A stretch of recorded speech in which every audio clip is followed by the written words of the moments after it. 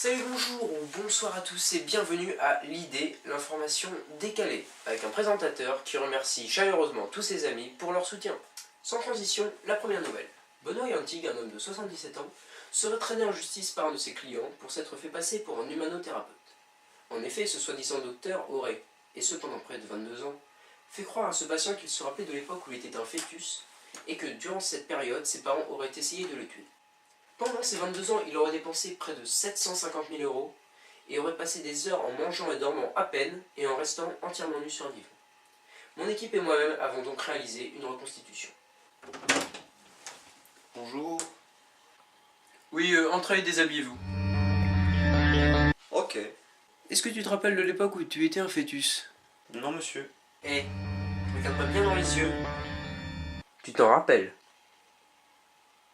Seconde nouvelle du jour, L'Oréal aurait augmenté ses bénéfices en ce début d'année de 9,4%, ce qui équivaut à 5,64 milliards d'euros.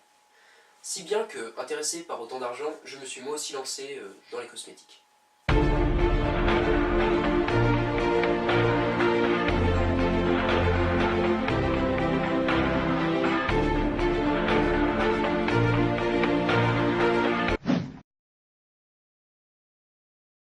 Troisième nouvelle du jour, Samsung développerait un écran flexible, soi-disant incassable, appelé Youm. Ce dernier produit de Samsung donnerait d'ailleurs beaucoup d'idées aux internautes, avec notamment ce spot publicitaire qui parodierait ce dernier produit.